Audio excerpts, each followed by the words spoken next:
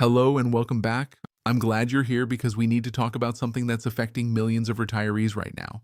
Medicare has just released the official premium rates for 2026, and the numbers are causing concern across the country. The increase is substantial, and when combined with other factors, many seniors are discovering that their anticipated Social Security raise is disappearing before it even hits their bank account. What makes this situation particularly interesting is the story behind the numbers. Federal health officials have revealed that without a recent regulatory adjustment involving medical billing practices, the premium hike would have been significantly steeper. This policy shift, which addressed how certain advanced wound care materials are reimbursed, is saving beneficiaries approximately $11 per month. Most people have never heard about this change, yet it's directly impacting what they'll pay throughout the coming year. Before we dive deeper, I'd appreciate hearing from you. How have rising healthcare and living costs been affecting your monthly budget? Share your experience in the comments section. Your perspective matters, and it helps others realize they're not navigating this alone. These conversations build understanding and community. Let's examine what's actually changing, because while the headline numbers seem straightforward, the real-world implications are far more complex than they appear at first glance. The standard Medicare Part B premium for 2026 is increasing to $222.90 per month. That represents a $70 or $90 increase from the current year's rate. Now, $17 might not seem catastrophic when stated in isolation, but context matters enormously. For individuals living on fixed retirement income, every single dollar is already allocated. There's no cushion, no buffer, no discretionary spending pool waiting to absorb unexpected increases. This represents nearly a 10% premium jump, making it one of the largest year-over-year increases Medicare has implemented in recent history. The only time we've seen a larger single-year increase was back in 2022, when Part B premiums rose by more than $20 due to anticipated costs associated with Aduhelm, an Alzheimer's medication. Interestingly, that drug ended up costing Medicare far less than projected, yet the elevated premium level remained in place. Many beneficiaries still remember that situation vividly, and this new increase is triggering similar concerns and frustrations. You've probably heard about the Social Security cost of living adjustment for 2026. The COLA is set at 2.8%, which translates to approximately a $56 monthly increase for the average beneficiary. On the surface, that sounds like welcome relief, but here's where the math gets discouraging. Once you subtract the $17.90 Medicare Part B premium increase, your actual net gain drops to roughly $38 per month. And remember, that's before considering any other deductions that might be taken from your Social Security check. For countless seniors, this modest increase fails to keep pace with rising costs for groceries, utilities, prescription medications, and the steadily climbing deductibles and copayments embedded in their healthcare plans. The raise arrives and evaporates almost simultaneously. It's already committed before it reaches your checking account. Additionally, the Medicare Part B deductible is climbing as well.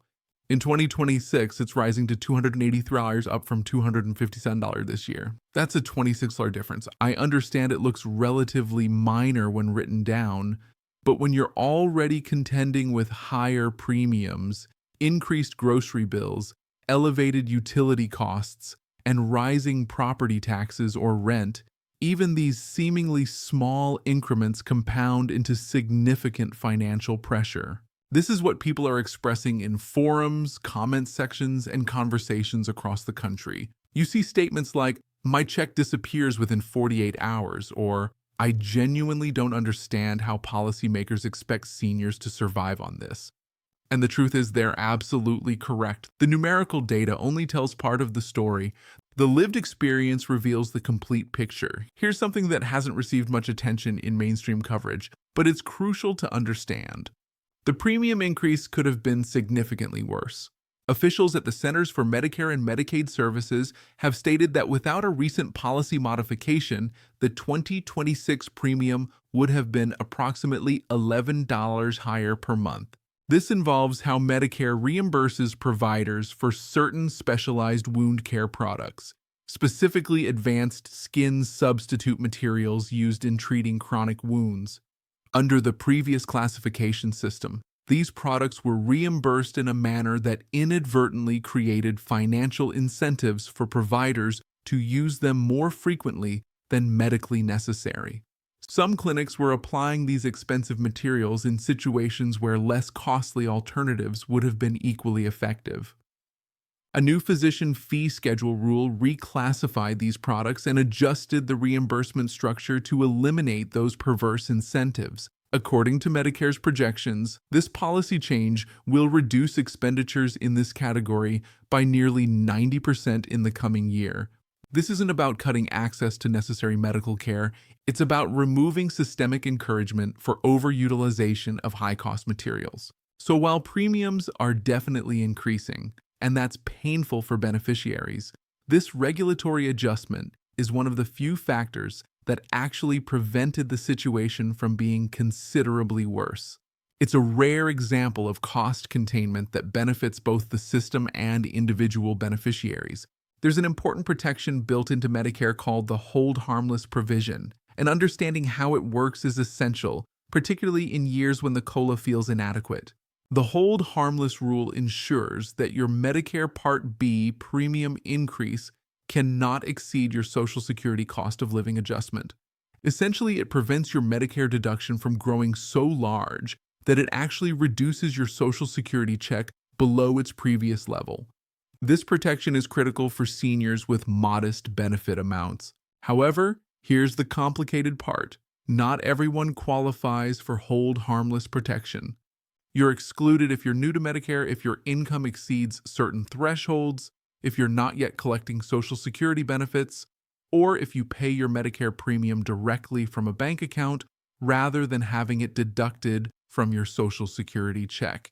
In 2026, a larger proportion of beneficiaries might actually qualify for hold harmless protection, especially those with lower monthly benefit amounts. Consider someone receiving approximately $640 in monthly Social Security benefits. Their COLA increase would be around $18. If the full $17.90 premium increase were applied, their raise would essentially vanish entirely. Without hold harmless protection, they would actually experience a net reduction in their take-home benefit. That's precisely why this protection exists and why it matters tremendously. But, and this is where people frequently get confused, hold harmless protection only applies to Medicare Part B premiums. It does not shield you from increases in Medicare Advantage plan premiums, Part D prescription drug plan premiums, or any other deductions taken from your Social Security check. This is why some people see their benefit amount decline even though they thought hold harmless protection should prevent that outcome. Other deductions can still reduce your check even when Part B itself is capped. Speaking of prescription drug coverage, Part D is another area where beneficiaries are experiencing significant changes and challenges. Part D premiums are also increasing in 2026. While only about 8% of beneficiaries pay income-related monthly adjustment amounts on Part D, some plans in that category are seeing increases as steep as $50 per month. That's substantial when added on top of all the other rising costs we've been discussing. Perhaps even more concerning is the dramatic contraction in the Part D marketplace. The number of standalone Part D plans available to beneficiaries has been cut in half since 2024 half. Think about what that means in practical terms. It reduces competition, limits consumer choice, and can force people into plans they wouldn't have selected if their preferred options still existed. When you lose half the available plans in the marketplace, comparison shopping becomes far more difficult, and beneficiaries often end up paying more than they would have in a more competitive environment. This marketplace consolidation adds additional pressure to budgets that are already stretched beyond their limits. Another dimension of this situation that deserves attention is the impact on higher income beneficiaries. Medicare uses income-related monthly adjustment amounts, commonly referred to as IRMAA. which require higher earners to pay substantially more for both Part B and Part D coverage. Here's the problem. The income thresholds that determine who pays IRMAA haven't kept pace with general inflation and wage growth over the years. As a result, more retirees are being pushed into higher payment brackets, even though they wouldn't historically have been considered high-income individuals. The thresholds creep upward slowly, but incomes and retirement account balances often grow faster, especially in inflationary environments. If your individual income exceeds $106,000, or if your joint income exceeds $212,000, you'll pay IRMAA surcharges. Some beneficiaries in the highest brackets will pay as much as $689.90 per month for Part B coverage alone. That's more than triple the standard premium rate. Because these thresholds adjust minimally from year to year, more people gradually drift into higher brackets over time, even when their financial circumstances haven't changed dramatically.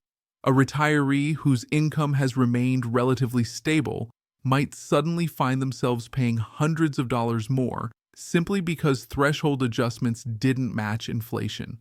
Let's zoom out and examine why Medicare costs continue rising, because understanding the underlying dynamics helps contextualize what's happening with premiums. Medicare Part B primarily covers outpatient services, including doctor visits, diagnostic tests, medical equipment, and certain preventive services.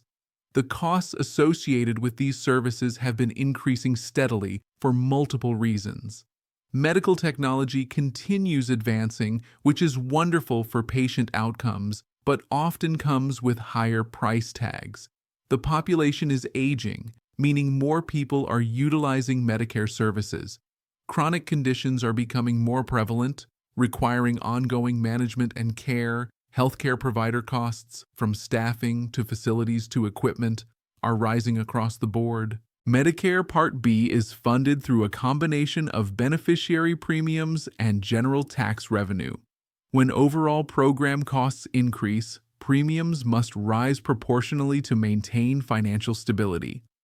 Federal policymakers attempt to control spending through various mechanisms, like the skin substitute regulation we discussed earlier, to slow cost growth without compromising care quality. But even with those controls in place, beneficiaries still feel the financial squeeze because inflation has been elevated in recent years and everyday essentials cost substantially more than they did just a few years ago. Healthcare, food, housing, insurance, transportation, utilities, everything is more expensive. A $38 net monthly increase after all deductions simply doesn't stretch very far in that environment. Here's a statistic that should concern everyone. Seniors were the only age group that experienced an increase in poverty rates in 2024, while poverty levels declined or remained stable for all other demographic groups. That signals something fundamentally troubling about how fixed incomes are functioning in the current economic environment. When retirement income consists primarily of Social Security, and that income increases by 2.8%, while Medicare premiums rise nearly 10%, the math simply doesn't work in beneficiaries' favor. Add in overall inflation affecting food, housing, utilities, and other necessities, and you have a recipe for financial distress. Those comments you see online, "My check is gone within 2 days," or "I don't know where I'd be without Social Security, but it's barely enough," those aren't dramatic exaggerations. They reflect the reality that millions of Americans navigate every single month. When your income is fixed but your expenses keep climbing, something has to give. Usually that means cutting back on food quality, skipping medications, delaying home repairs, or foregoing social activities that provide mental and emotional well-being. Given everything we've discussed, what does this actually mean for you specifically? The answer genuinely depends on your individual circumstances. If your Social Security benefit is on the lower end of the spectrum, there's a good chance you'll be protected by the hold harmless provision for Part B, which provides some relief. However, you still need to carefully monitor your Medicare Advantage and Part D premiums, as those can increase without that same protection. If you fall into a higher income bracket and pay RMAA, you should expect to see more substantial increases across the board. Your premiums were already elevated and they're climbing further. Regardless of your income level, everyone should invest time during open enrollment to thoroughly review their plan options. This is critical. Medicare Advantage plans modify their coverage terms, provider networks, and drug formularies every single year. Part D plans adjust their premiums, formularies, and pharmacy networks annually as well. The plan that worked perfectly for you this year might be significantly less suitable next year. Here's the reality. Strategic plan selection can sometimes save you more money over the course of a year than the COLA adds to your Social Security check. That's not an exaggeration. People who actively compare plans and switch when appropriate often discover hundreds or even thousands of dollars in potential savings that they would have missed by simply auto-enrolling in their current plan. While we can't control federal policy decisions or Medicare premium calculations, we can control how we navigate the system. One of the most effective things you can do is work with a licensed Medicare advisor who can compare every available plan in your area based on your specific medications, preferred doctors, and healthcare needs. Most people who take this step end up saving significant amounts of money annually. The service is typically free to beneficiaries because advisors are compensated by insurance companies, not by you. They can help you understand the trade-offs between different plan types, identify coverage gaps you might not have noticed, and ensure you're maximizing your benefits while minimizing your out-of-pocket costs. If you haven't reviewed your coverage recently, or if you've been feeling overwhelmed by the complexity of Medicare options, reaching out for professional guidance can provide clarity and potentially substantial savings. It's important to understand that these premium increases aren't happening because anyone is deliberately trying to harm seniors or take money from vulnerable people. They're occurring because the fundamental cost of providing medical care is rising, and Medicare is covering more beneficiaries than ever before as the population ages. At the same time, federal administrators are implementing cost control measures, like the wound care product reclassification we discussed, to offset premium increases where possible. These steps don't eliminate increases entirely, but they do help moderate them. Without such interventions, we'd be discussing a significantly higher premium today. That doesn't make the increase easier to absorb when you're trying to balance your monthly budget, but it does demonstrate that there are genuine efforts underway to maintain system sustainability while protecting beneficiaries to the extent possible. Sometimes the most impactful savings don't come from government policy changes at all.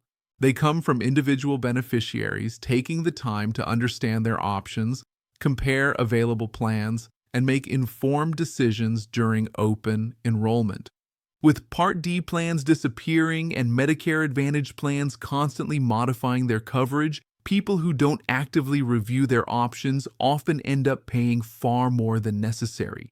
If you haven't examined your drug formulary, confirmed your preferred pharmacy is in-network, and compared your plan premium and cost-sharing structure recently, doing so might save you hundreds of dollars next year. I'd love to hear from you. What aspect of Medicare feels most confusing or overwhelming?